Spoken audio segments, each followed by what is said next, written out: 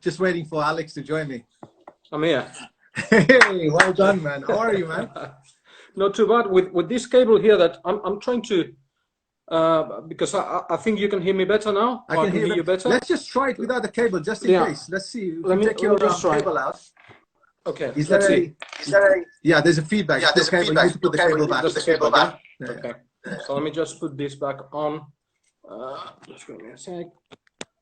And see if this. It's massive welcome to everyone who's joining us. This is right. That's better now. Yeah. Yeah, man. So how are you doing, man? Very well, very well. I mean, thank you for organizing this, because you know, it's the new way of socializing, isn't it? It's massive changes in everything now. Yeah, so, yeah, absolutely.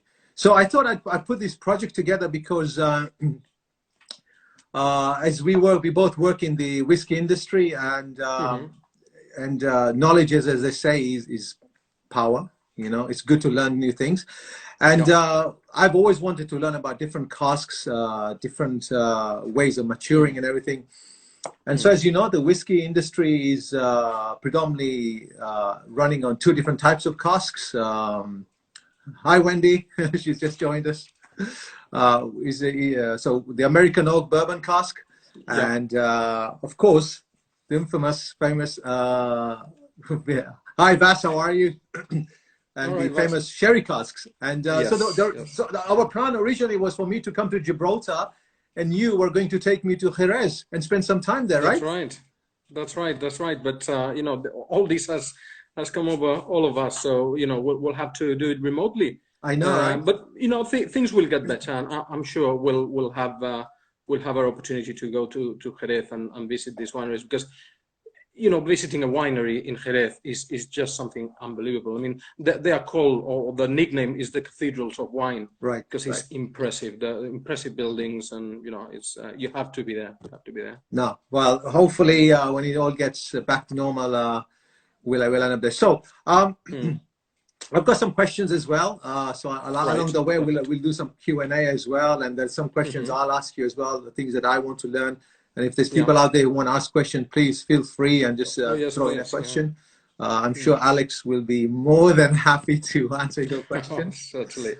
So before we start, I'm going to pour myself a dram. Okay. Oh, right. Yeah, so very, very well. So what are you going to have? This is a special dram. Okay. Okay.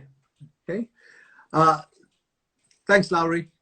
So this is from the Balvenie warehouse number 24. Okay.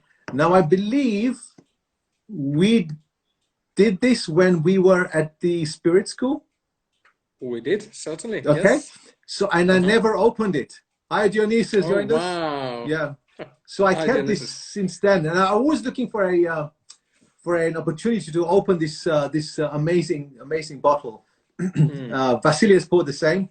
And so what better, because we are talking about sherry cask today, and this. So let's open it up. So for the viewers, so this is a Balvenie, okay, which I and each one of us have. We all got the chance to pour this ourselves. We got to dip the dog in a sherry cask, okay, and bottle this ourselves. So this is a 12-year-old Balvenie single malt, first fill sherry butt, and it's bottled at 62.7. So those of you who like your sherry whiskey, this is in the industry known as a sherry bomb. Okay. Oh, I can almost smell it from here. Yeah. So I will need to add some water to this, because it's a rather generous drum there.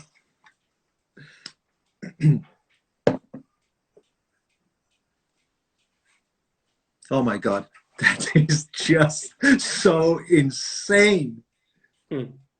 Oh my God, the fruits in here. Oh, wow. Those ripe plums and rich dark fruit. Of course, it's cask strength. So this is cask strength. So yeah. So the other thing is, for me, generally sherry cask whiskeys, Alex, I've always found them intimidating. Okay. Right. I love nosing sherry cask whiskeys. Okay.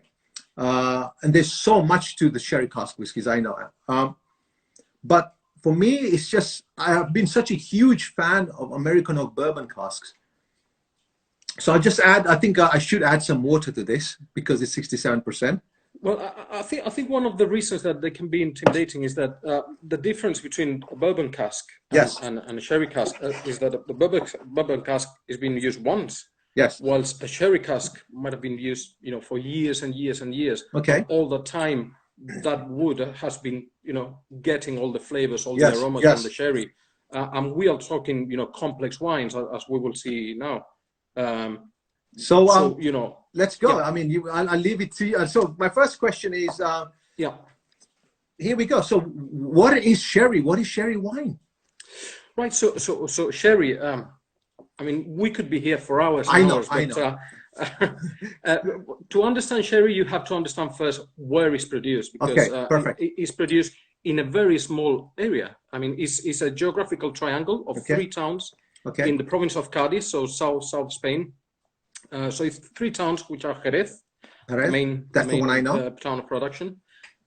And Jerez is more in the interior, and then you've got two towns in the coast, Sanlúcar de Barrameda and El Puerto de Santa Maria. Those are the 3 towns that produce sherry, and that's the triangle, the geographical triangle where sherry is produced. Now, this is an area where you have 2 rivers, the Guadalquivir and the Guadalete. And this is an area that hundreds of thousands of years ago was covered by the sea. It was, an estuary. So you got a very particular type of soil here. It's called albariza, which comes from Latin alba, because it's white color. So the word for white in Latin. And it has the ability of absorb water and keep water. So, for example, in Jerez, for the sherry, they are not allowed to irrigate. They are not allowed to water the vines. Oh, really? Yeah. And we are talking a place that in summer will go, 40 I mean, degrees. the heat is insane. I've been nearby and played golf a couple of summers ago, and I mean, it would come around 12, 1 o'clock, and I, even as an Indian, I was struggling in the heat. However, it's one of the places with, just outside of Jerez, you got a group of mountains, and it's one of the areas with more rain in Europe, which is something, that you wouldn't expect. What the problem is that all the rain falls in 3 months of the year. So that's why that soil is so important. Because it retains, like a sponge, it retains that water to feed the plants during the summer. So it's very important where it's done, sherry, because of the geographical characteristics. We could talk about the winds. There's 2 winds that one is humid and cold. The other one is hot and dry. So here's another question for you. So if sherry wine is made exactly the same way, if I was to make that here in London, can I call it sherry? You cannot call it sherry. And there's an anecdote with that, because the regulatory council, they had, some issues with some countries. They still have some issues with Mr. Trump. But that's another question. But one of the arguments of the regulatory council was, it's called sherry because of the town of Jerez. Which was called Sheris in Arabic times during the Muslim occupation. So the British government said, okay, where is that? And the regulatory council, they said, well, it's in a map that you have. It's in Oxford University. So thanks to that, it cannot be called sherry. The same way as champagne cannot be called champagne. So it's else. So then for the guys today who are working on the shop floor, they can use the same argument, that same as champagne can only come from champagne.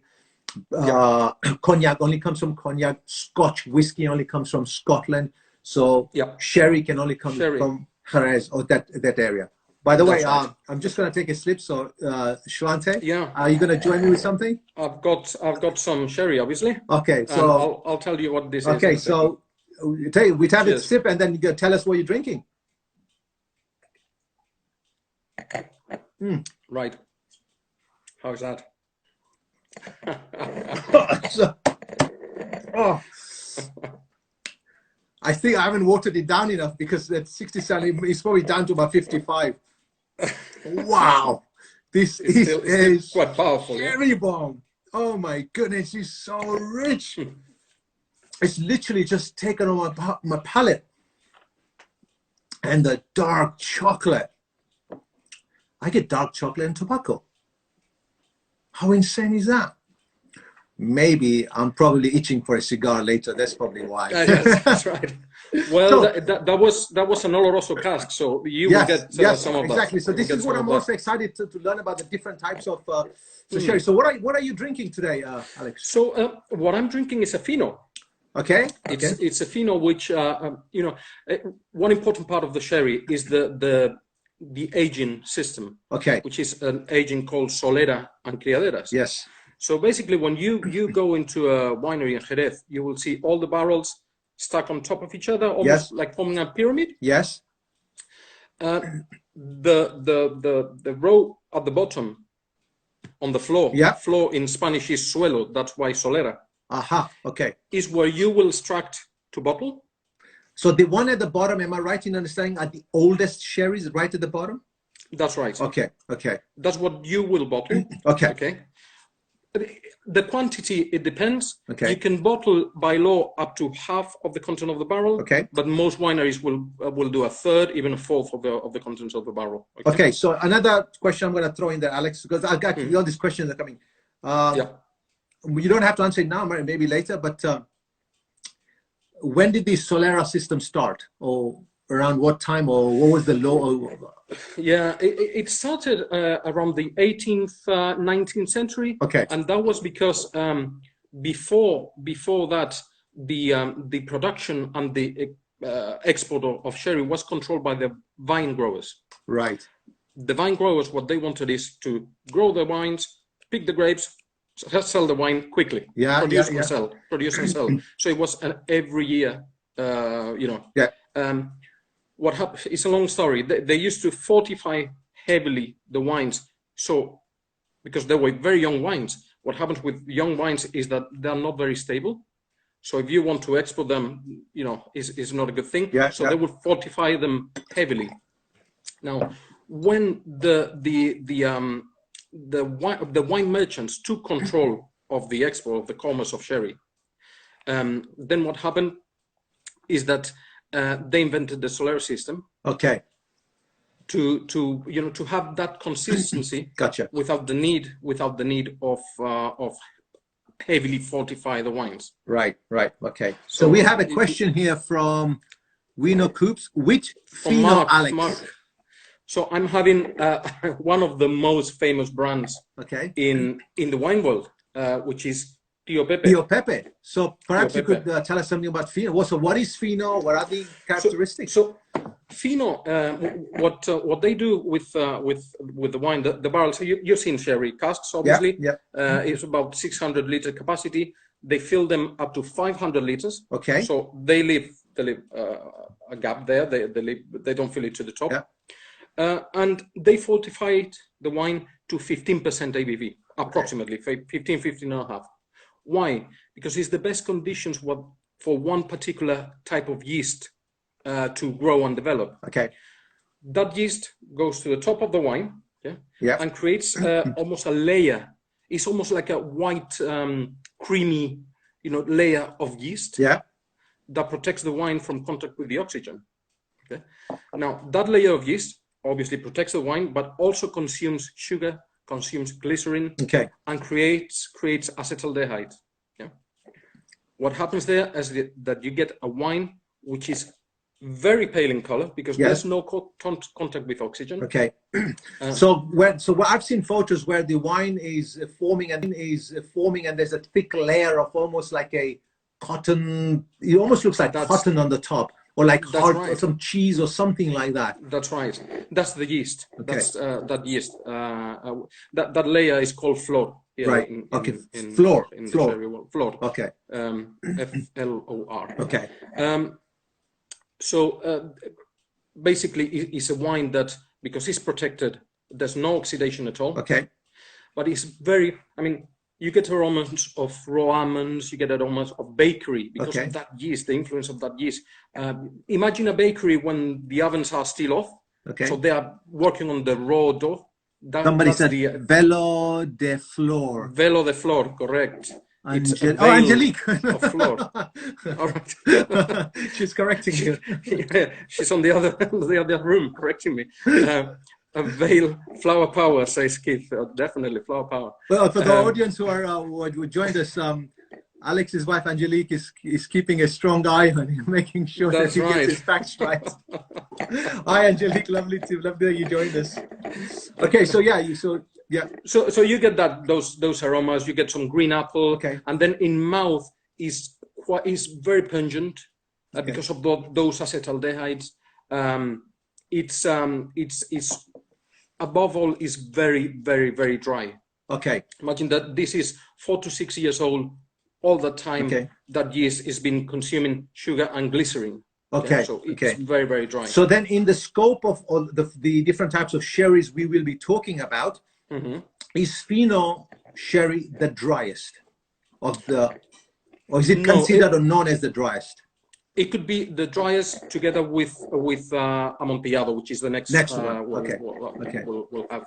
I can tell you about Amontillado now. So this is Amontillado. So look at the color, man, insane. So with Fino, so I had a question. So with Fino, generally, what kind of foods would you pair it with? Right. Very typical pairing would be olives. Almonds. Iberico ham, so Spanish serrano ham. Right. And basically fish and seafood. It's very light, very delicate kind of. And with seafood goes very well because it cleans the palate. Yes. Right. They say in Jerez that if this is they say if it swims is Fino, if it flies is Amontillado, if it runs is Oloroso. I mean, poor vegetarians, what do they? So, but and tapas, I mean, this is the tapas wine by excellence. Now, here's an interesting question for you. So, you also work with a lot of whiskeys, and of course, you work with the William Grant's brands, but of course, we work for a company called Saucony and Speed, who have a fantastic shop in Gibraltar called The Cellar.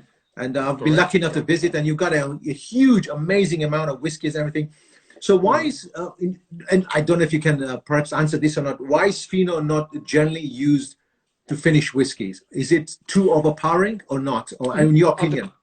At the contrary, I think is what we'll give to whiskey is freshness. But is the wine that impregnates less into the wood. Gotcha. Okay. Whereas Oloroso is completely Exactly. I mean, Oloroso is the best for whiskey aging, but Fino. I think there's some whiskies out there that are.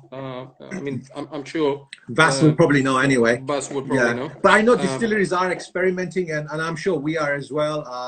We have used, a lot of distillers would have tried maturing and finishing Fino, and I'm sure some whiskies would have been amazing. It's just not right for us or for the distilleries, or they're just not right for the portfolio.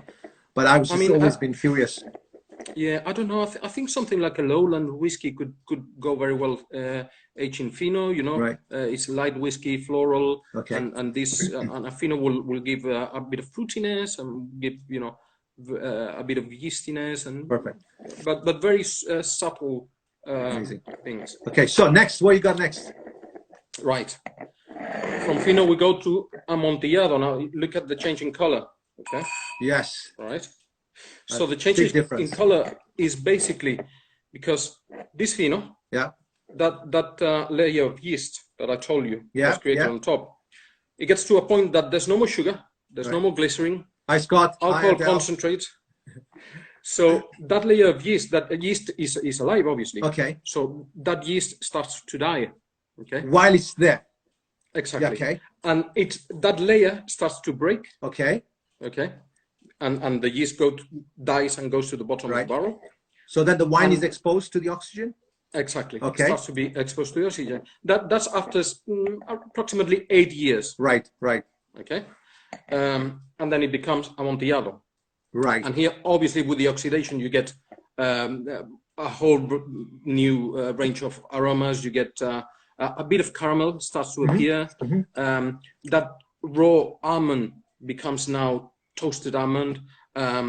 That bakery, they've now switched the ovens, so you get some more of the brioche. Okay, so now aromas, the foods we talk about are a little bit more cooked. And incidentally, so another question for you, Alex, which Amontillado is this one from? Right, so this is from the same winery as before. Okay, so Tío Pepe, we're still on Tío Pepe. Okay, amazing. So this Amontillado I really like because it's very fresh, it's very young, it's 12 years old. Young for a sherry. For a 12-year-old, that's considered young. Yeah. Oh my God. I mean, the sherry, if you compare the age with the price of sherries, it's ridiculous. Hi, Kuba, joining us from Poland. Oh, nice. Hi, Yasmin. So Amontillado, again, I don't think it's used a lot in the whiskey industry. Okay. There are some expressions out there, but you know. I don't know. Maybe one of the people watching us. I think Vass said earlier. Is it Glenkinchie or something like that? They use that. I'm sure Dalmor probably uses it. Dalmor uses every sherry cask that's available out there. I'm pretty sure, and so I'm sure someone will correct me anyway. But yeah, it's the next step. So it's a little bit more richer than a Fino. So now then, the next question is: so with the Fino, we've started with the tapas and the light food. So now, if I'm having the Amontillado, what food now would I bring to the table? Right, Amontillado it's a very versatile wine with regards to food pairing. So, for example, there are vegetables that traditionally are very difficult to pair. Things like artichoke, things like asparagus. Yeah, that are perfect with Amontillado. Some styles of Asian food. I mean, Indian pakora. Yeah, this is fantastic. I was hoping you'd mention Indian at some point. You're killing me, man. This is fantastic with pakora, with chickpeas and things like that. Apart from that, so if you go to the fish with tuna, it's fantastic. Okay. Even with salmon, and then chicken and poultry. Is the one to go. Perfect. I think you nailed that one. Angelique says, well done. I expect you to cook something nice then with the wine. Right. Okay. So just a bit of a break between tasting wines. Right. The history of sherry and the history of whiskey, they've been together from the very beginning. I mean. Yeah, because just to incidentally, because going prior to Prohibition, pretty much everyone was using sherry casks or European wine casks and sherry casks. Yeah, but bear in mind that, well, at the beginning of the 19th century, there was some wars between Spain and England. Okay. So that slowed down a little bit the export of sherry. But then in mid 19th century, imagine 1850s, more than 30,000 casks of sherry were exported to UK. Say that again? 13? Between? 30,000 casks in the 1850s. Right. That day. Wow. Okay. So all those casks, because then it was exported in casks, needed to go somewhere. So where better than to Scotland? Yes, of course. Of course. Yeah. Oh my goodness. That's okay. Brilliant. So now, so for anybody who's just joined us, I'm actually enjoying a Balvenie, a 12-year-old. I had an opportunity to bottle this along with Alex a few years ago. We went on something called Spirit School, which is run by William Grants, and each of us got to choose a cask and bottle a whiskey. So I chose at the time a First Fill Oloroso sherry cask whiskey. Bottled at 62.7%, and I haven't opened it. So anyhow, very apt that today is the day when Alex has kindly offered to tell us more about things about sherry that I'm opening this bottle. Wow. So I've added some little bit more water, and it's settled in now. Now the nose, the aroma. Now I can get the spices coming through, and I get like cinnamon. Definitely. But I get more of the dry spices. And you know what, Alex, you know what this reminds me of? So when I was a kid, I spent some time on the island of Zanzibar. Okay. Right. So, and Zanzibar is known for glowing spices, but more specifically cloves. And I remember going around the markets and running around the markets, and all you could smell is this dry, gunnery, spices in the air, hyacinth. And that's what it's reminding me of. Incredible, right? And that's one of the aromas you will find in Oloroso sherry as well. I mean, plenty of spices, and clove is definitely one of them. Yeah, absolutely. That's the influence there with the Oloroso cask. Yeah. And on my palate, I'm beginning to sound like Richard Patterson. Hello, how are you? Hello, how are you? And I'm still getting, on the finish, that touch of dark chocolate or cigar. I'm still getting that. Right. I'm still getting that. Right. Amazing. So let's move on to the next one. Okay, so what I'm having here is something, you can see that from the Amontillado, the color starts getting a bit darker. Okay, so now we've gone darker. Yeah. Okay. And this is a very particular style of sherry, which is called Palo Cortado. Okay. Okay. Palo Cortado. Okay. Palo Cortado. The name means broken stick. Okay. Cut stick, because the winemaker goes through the barrels. The barrels are filled with a piece of chalk, and what tastes or noses the wine, and then put like a stick, draws a stick on the fino barrels. Right, right. But something happened in one of the barrels, and then he cuts the stick, he breaks the stick with the chalk. That's why it's called Palo Cortado. And what happens with that barrel is, remember that I told you with the Amontillado, is that because of the time that it spends, the yeast starts to die. Yeah. Because there's no more glycerin, yes. There's no more nutrients for the yeast to feed. What happens with Palo Cortado is that for some reason that nobody knows, the floor starts to die beforehand. Okay, right. And they don't know why. Okay, that's the theory. Okay, that's how Palo Cortado was created. We have to have some magic in the industry, otherwise, what's the point, right? Nowadays, it's been studied. They studied, where the grapes came from, which plot of land, how was the weather, what the barrel was in the warehouse, and now they can recreate Palo Cortado. Right. Okay. But it's a very extremely complex wine. They say that it's got the nose of an Amontillado and the palate of an Oloroso. Okay, so we're kind of almost making our way to Oloroso now. It's like a stepping stone. The best description I've heard of Palo Cortado is that it's a wine that it doesn't taste of what it smells, and it doesn't smell of what it tastes. Wow, beautiful, beautiful. So, Alex, while you're enjoying that, I have a question from Vasily. Vasily, right. Some of you may know, is from something called the Malt Chronicles. They review a lot of whiskies. He's also a consultant, a whiskey specialist at Gatwick Airport. So he's forwarded me a question, which I'd like to ask, if that's okay. Oh, by the way, again, somebody's asking, which Palo Cortado is this one, Alex? Mark, and I think Keith, hello Keith, also asked. So I'm having Cayetano del Pino, which is a small producer, but they are specialized on Palo Cortado and also Amontillado. And this one is Palo Cortado 110, which is fantastic Palo Cortado that they produce. Beautiful.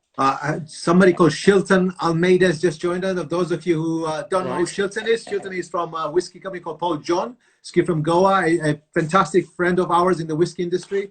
So hi, Shilton. So here's hi, Silva. Hi, Silva. So here's a question for you. The year is 1519. The name of the gentleman is Fernando Magallanes.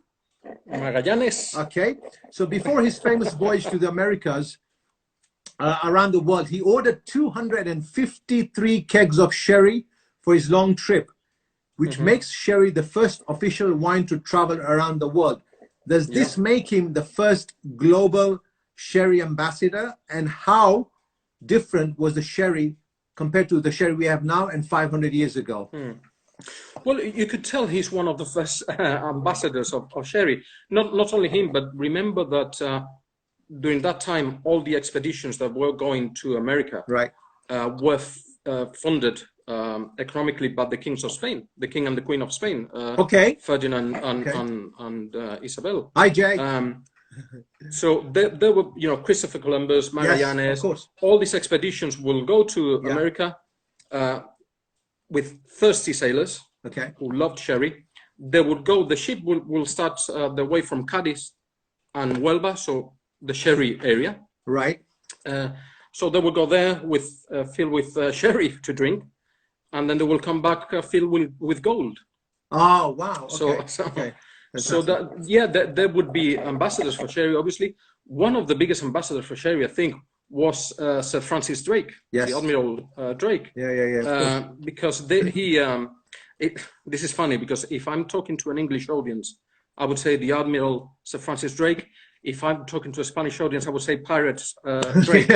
Well, you've got a whole mixture of people, English, Spanish, some Indians out there. Hi, Jay. Hi, Preeti. Thanks for joining. So he raided the port of Cadiz, and he took 2,900 casks of sherry, and he took them back to UK, to England, to the court, and he gave the sherry away. And obviously, people loved sherry. They loved, you know, they tasted it, they loved it. So, you know, he was a very good ambassador for sherry. You know. And so the difference, I mean, I'm sure there are differences. The same in the whiskey and wine industry, but I mean, you know, how different.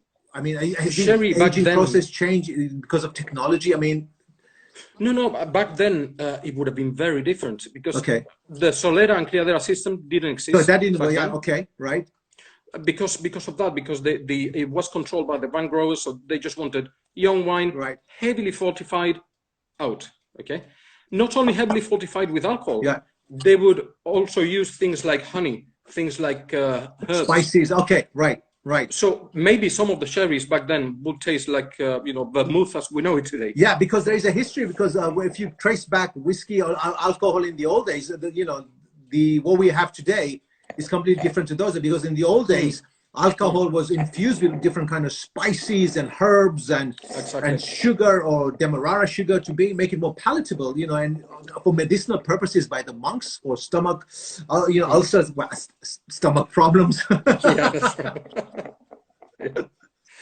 It's like you know, Jerez or this area is one of the only wine growing areas in the world that the production has not stopped in 2,000 years.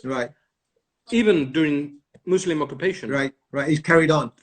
Yeah, because they would use, they would grow grapes because they loved raisins. They would distill to do medicines and, you know, ink, perfumes, but they will also allow certain, so they would respect that there were other religions in this part of the world, and they would let them drink. So the production didn't stop at all. Not for a war. I never knew that. Occupation. That's insane. So they respected the tradition and they just let them carry on. There was some time. There were different periods. There were more strict and less strict. But the wine growing, the wine production didn't stop at all. Wow. Even during Spanish Civil War. Nothing. So in order to answer Bas's question, yes, there is a massive difference now, and especially because, as Alex has been kind enough to show us the different types of sherries that we have now, that we would have not necessarily had those 500 years ago. And you said, and let's bring economics into this, because in those days it was all about making the money, quick buck, you know, make the sherry, get it shipped out, you know, and bring the gold back, bring the money back, and it was constant. You know, it's all about, you know, they were pioneers. It's a voyage of discovery. Christopher Columbus, all these, you know, they were all out there to discover new things, make money, and so forth. So yes, a massive difference. So I'm just conscious of the time as well. So I assume we come now to the famous one now. We come to an Oloroso. Oh, wow. So ladies and gentlemen, those of you are not from the whiskey industry, the Oloroso sherry cask is synonymous with the whiskey industry, as the whiskeys generally are aged, majority of whiskeys are aged in American oak bourbon barrels. And the second most popular cask is the sherry cask. And within the sherry cask, the most popular one is the Oloroso sherry cask because of the quality. Definitely. Well, I'll let Alex to tell us about Oloroso sherry. Yeah, so the way we produce Oloroso is slightly different. Right. Yeah, because from the very beginning, the wine is 45 to 18% approximately. Okay, alcohol. So now we've moved up. Yeah. Okay. So what happens is that with that percentage of alcohol, that yeast that we spoke before, yes, is not allowed to grow. Okay. Okay. It doesn't develop. Okay. So from the very beginning of the aging process, is in contact with oxygen, is a totally oxidated wine, which in other parts of the world, other wines, most of other wines, oxidation is a bad thing. Okay. In this case, it's a very. We like oxidation for the Oloroso. Oh yes, definitely. And then here you got that nuttiness, but now is walnuts. That is hazelnuts. Yeah. Then you got caramelized orange peel. Yes. You got a lot of spice. You got clove. You got a nutmeg. Yes. You got even a bit of cardamom. So very spicy. So incidentally, we do. Nick Montoya, who's joined us, quite rightly said, and I'm plugging Glenfiddich here because I'm the brand ambassador for William Grant. So I've got to have some things here. So this is Glenfiddich Reserve Cask, ladies and gentlemen. This is a travel retail exclusive whiskey. So this you can only buy within airports or the travel retail channel. So this is the only Glenfiddich we do within this channel, which is 100% matured in Oloroso sherry cask. But we also use the process of Solera to create this whiskey, which means that the Solera tub we built, the vessel that holds the whiskey, is always half full. And again, a fantastic showcase for a whiskey matured in Oloroso. So yeah. Alex, you're saying. So yeah, you get I think the perfect combination of spices, fruit, nuttiness for the whiskey. It really impregnates the wood. It just gives the whiskey you know, so much complexity and yes, aromas. Absolutely. Absolutely. And we do some amazing whiskey. So we've got Balvenie 12 triple cask. Again, that's got sherry cask in there. We have the famous Balvenie double wood, which is, you know, is kind of, that's known as cask finishing.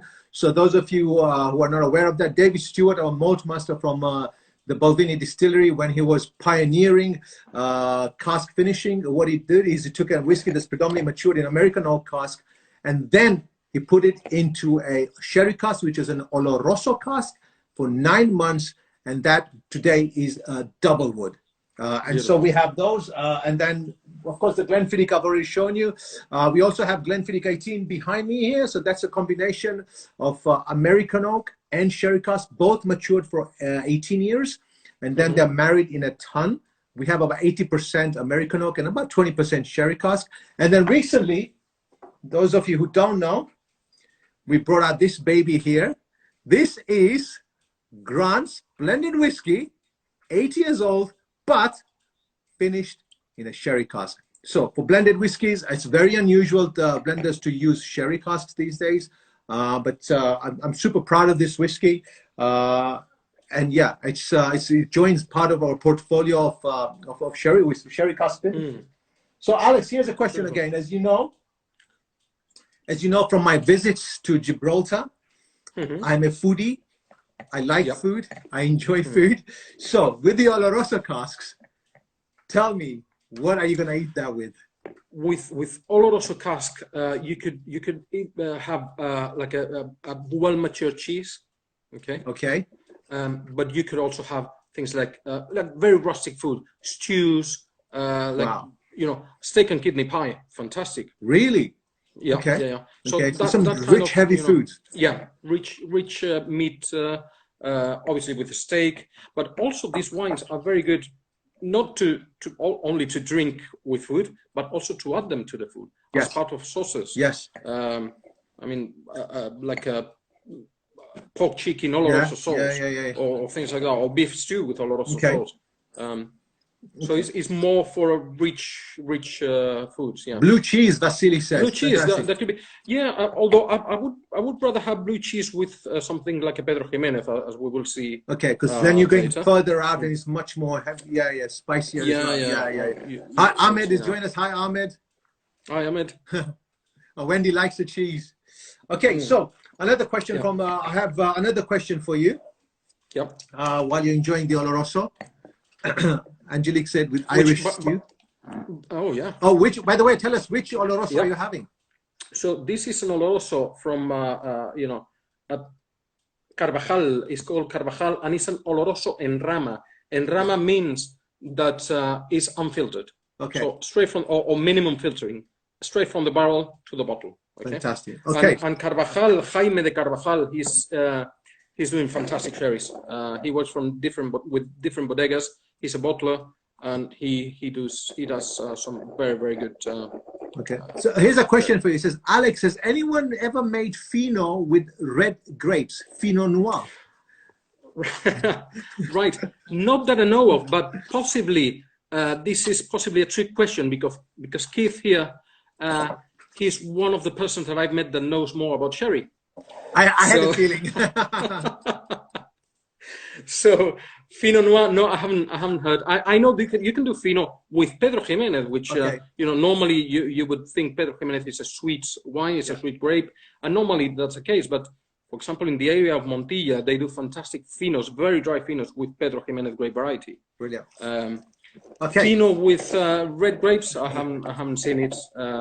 So here's a little question from the left field, something unusual. All right. If James Bond would order a cocktail made with sherry and still want to look cool in front of his villains and the ladies, what would he order? Right. What he could order one of the classics, which is a bamboo cocktail. A bamboo, okay. Bamboo cocktail, which is got orange bitters, it's got Angostura bitters, it's got dry sherry and vermouth.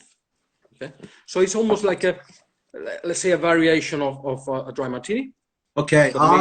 Very good. Very good. I see what you're doing. So that could be a good one. Fantastic. Wow. I mean, sherry is very versatile for and I think it's having a comeback now for bartenders. Shaken not stirred. Yeah, shaken not stirred. But for example, one of my favorite cocktails is a Bloody Sherry, which you get a Bloody Mary instead of using vodka, you use Amontillado. Fantastic. The bass says, hit me with one of those bamboos, shaken. Bamboo cocktail. Ahmed he's up for that, I think. It's a family show. Lowry says, hey, you guys really know. Lowry, you know what? I'm so lucky to be, hi Lance, thanks for joining. You know, I'm so lucky to be surrounded by people who are so passionate about the not just the whiskey industry, but the liquor industry as a whole. And when we have someone like Alex, Alex has recently been certified as a sherry educator. Am I correct? Correct. Yeah. Yes. So and for me to have this opportunity to talk to him, it's incredible. But we also have somebody on the line. You know, we also have various other people from the industry. So hopefully, I'll be doing a few more of these interviews. And you know, for me, it's a journey about learning to improve my knowledge. To pick on you, because whenever I visit Gibraltar, it's always my brain that's been picked. So yes. So it's my turn now. But I mean, every time. I mean, we normally see each other at least once a year. Yeah, we do. Even if you cannot come to Gibraltar, we got a once a year in Scotland or in England, and it's always a lot of information that we learn from each other. Yeah, absolutely. There's a group of people, all very passionate. So you know, it's always a pleasure to be there and to learn a lot from all of them. Hey, Lance says, Lance, call me. Where are you? So, we got like literally 10-15 minutes left before he cuts out. Okay. So what's next? Let me talk to you because I've got two left. Okay. Left, but one more important than the other one. Okay. So this is Pedro Jimenez now. Oh, what's next? Let me talk to you because I've got two left. Okay. Left, but one more important than the other one. So this is Pedro Jimenez now. Oh, look my goodness. Look at that. Look at the viscosity of this. That is insane. Pedro Jimenez basically is the grape variety. Yeah, the name of the grape variety. And the grapes are picked and they're left to dry under the sun. So the same way you would do a sun-dried tomato. They're left to dry under the sun until they become raisins. Right. Okay. It's concentrated sugar, concentrated flavor, and those are the grapes. Those are the raisins that I use to make this wine. Jeez, so that's like color. Blood, man. Look at it. It's super concentrated. It's syrupy, and then you got a lot of fruit, not fruit, like dry fruit. You got dates, you got dry figs, you got prunes, you got a lot of spice, you got dry tobacco, you got dark chocolate. Oh, very concentrated. Okay, so obviously this will go very well with blue cheese, with Stilton. Okay, now we are like dark chocolate. Okay. But this is a dessert on its own. And this, for example, we use it at home, Angelique and me, we use it sometimes poured over vanilla ice cream. Wow. So using it almost as a syrup. Of course. I never thought about desserts. Yeah, I posted a few weeks ago. Yes. Angelique did a beautiful rice pudding. Right. And I posted on Instagram because I poured some of this Pedro Jimenez on top of the rice pudding. Fantastic. So almost like a sauce on itself. Wow. Okay, so here's a question for me. I have Pedro Jimenez and I have I'm very familiar with Oloroso because predominantly that's all I work with within the industry. I know a little bit about Pedro Jimenez, but from your point of view, what are the key differences? And this will be good for the guys who work in the whiskey industry, that the differences between an Oloroso and a Pedro Jimenez. Okay, so you have to think that Oloroso is a dry wine. Okay. Although you would smell it and you would think, oh, this got a bit of sweetness. Yeah. If there's such a thing as sweetness in the aroma. But, you know, but it's dry. Yeah. Pedro Jimenez is extremely sweet. Okay. It's very sweet. Okay. So I for example, I really like Pedro Jimenez in the whiskey industry with Islay whiskies. Wow. Okay. Yeah. Because it's one of those like when you pair two foods that are very intense, that are very rich, and they complement each other, right? They work. Yeah. So there are a few expressions there. I mean, I think the most famous one would be Lafroy PX cask. Yes. I'm sure Vasily will throw in a few more other ones there. Yeah, absolutely. Yeah, for sure. But yeah, it goes really well. Really well. Someone mentioned over there Manchego cheesecake. Yes. Manchego is quite a sharp, quite a mature dry cheese. You wouldn't think that you can do a cheesecake. It's fantastic. A Manchego cheesecake. Okay, Nick says Bowmore use PX. Thanks, Nick. Right. Amazing. Thank you. Amazing. So, and you're absolutely right, because this now.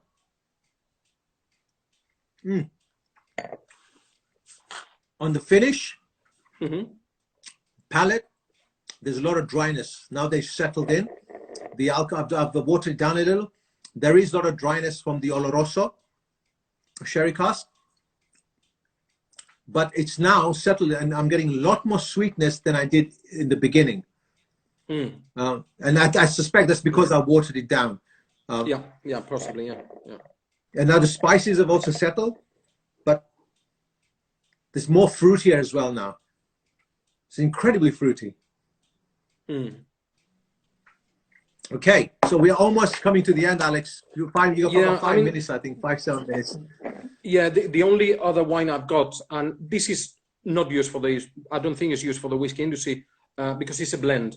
So it's a blend of Pedro Jimenez and Oloroso, or Pedro Jimenez and Amontillado. And this is the famous sherry in UK. This is a cream sherry. This is an English invention. Yeah? Oh, okay. This was invented in England, and it has become a category on its own. Right, like a Bristol cream or something like that. Well, the story is that in Bristol they used to import sherry. Yeah. Obviously, one of the biggest ports in UK, and they used to do something called Bristol milk. Okay. Right. Which was sherry or a wine that came from the sherry area with concentrated mass or sugar, sweetened basically, and they used to give it to pregnant ladies. They used to give it to kids, and they called it Bristol milk. And one day there was a lady in a wine merchant called John Harvey and Sons. Right. This was in 1841, and they produced another blend which was richer, was darker, was much more complex. And she said, "Well, if that's Bristol milk, this is Bristol cream." Oh, wow! Okay. That was created. And that's how So yeah, this is the famous sherry that was very popular in UK for many years. Wow. Creamy. Macallan 1965 cream sherry cask. Wow. Oh wow. There's no way I think I'll have the opportunity to try that, Vas, but thanks for that. That's probably a way of bottling cream that they call it shipping solera, right? Which means that they blend them and then they let them to age longer. Yes. So because normally cream, they get the Pedro Jimenez and the Oloroso, right. They blend them, bottle out. Okay. But they can do a shipping solera, which is blend them and then leave them to marry for years if you want. Okay. So Alex, so let me ask you another question. So in a typical day, in a typical evening, let's say where you're having a 3-course meal, where you got a nice starter with some, a really rich main meal, maybe a rich curry or a lamb stew or something like that, and then followed by an extremely rich chocolate dessert or something like heavy cheesecake, and then perhaps some cheese. Would you then, is it normal to then have a different type of sherry with each of the course? Definitely. And if you go to Jerez, there are many restaurants that will specialize in doing a tasting menu with different sherries. So you would start with a fino. Okay. Possibly whilst cooking, with some olives. Yeah, absolutely. And then you would go for amontillado. Right. Move to an oloroso if you want to skip palo cortado. And finish with a Pedro Jimenez. And somebody earlier said something called manzanilla. Manzanilla. Okay. What is manzanilla? Manzanilla is basically is exactly the same as fino. Okay, so it's at the beginning of the journey now. Okay. Yeah. Okay. But fino is produced in Jerez. Okay. Manzanilla is produced in Sanlúcar, which is the town by the coast. Okay. Okay. So just because of that, it's less than half an hour drive between the two towns, so it's very close. It's completely different. Well, it's the same style, obviously, of course, but it gets different notes, and just because it's produced in a different town, which is closer to the coast. Mr. Baines, after singers joined us. Hi. Oh yeah. How are you? Paolo Cortado for dessert wine. So. Oh yeah. Paolo Cortado. Here's another. So. Generally speaking, I mean, within the industry, we pay around 150 pounds for a American oak bourbon barrel for a sherry casks. We pay anywhere between 800 to 1,000 pounds for a sherry cask. Why are they so expensive? Well, because bourbon, they use them once and then they have to get rid of them. Okay. In sherry, you don't want the wood to affect the taste of the wine. Okay. So the barrels are used over and over for more than 100 years. I mean, wow. There's very good coopers in Jerez. So you have cooperage, of course. And they're reused again and again. So there aren't as many barrels around us. Okay, right. So that explains why we pay to the roof for them. Yeah. Okay, exactly. But is it true, or is it a myth that they so the things I keep hearing that the sherry industry is dying because it doesn't have a huge following, or that not many people are drinking sherry? Is this true, or are there more sherry distilleries now than before, or less? No, it's obviously it's been down to a crisis of the sherry industry. The sales were down, the volumes were down. However, now they're doing a very good job with sommeliers, with bartenders. So they're looking at the gastronomy side of sherry, because people, for example, in UK, they would think sherry is what grandmas would drink, a dusty bottle out in Christmas. It's a massive perception they have. Yeah. So now there are young people doing many other things and telling people, sherry is fantastic. Dry sherry is very good. Right. There's a question. It doesn't sound expensive. Why do the bodegas sell something so valuable to them? You're talking about the barrels, I think, Tom. Hi, Tom. So it has changed. It has changed the dynamic of selling the barrels to the distilleries in Scotland, because now mostly is barrels that are bought, are made, are seasoned. That's right. In the wineries. Yeah, they're seasoned. Right. So there are barrels that they're not used for producing sherry. No. They contain sherry during a number of years. And then between the winemaker and the master distiller, they decide when they can be released and sent to Scotland. But there are barrels that are made just to be seasoned with sherry and then to be sent to Scotland. Scotland. Wow. Yeah. Amazing. Alex, that was awesome. It's good to catch up, It has to be I know, right? Yeah. In this different way now. Listen, just personally, I want to say thank you so much for taking our time and giving us all this amazing knowledge about the sherry industry. Listen, it's always a pleasure to chat with you and to have a drink. And thanks everyone for joining us and some of your questions. For me, it's certainly been an absolutely fascinating subject. It's a part of the world that I really, really want to visit. And I'm hoping that once this is all over, that we do get a chance to meet again and visit Jerez, and I actually can see for myself what it's all like. Yeah. Because it's a beautiful part of the world as well. It's an incredible part of the world, from what I've seen, and the hospitality I have in Jib is incredible, and I'm sure it's even, more so further out you go. So listen, stay safe. My regards to the family, and we'll catch up soon. Certainly. And thank you to everyone that has joined, and I hope you all enjoyed this little chat. I did myself. Oh yeah, we certainly did. Take care, Alex. Right. See you soon. See you guys. Bye. Bye. Thank you.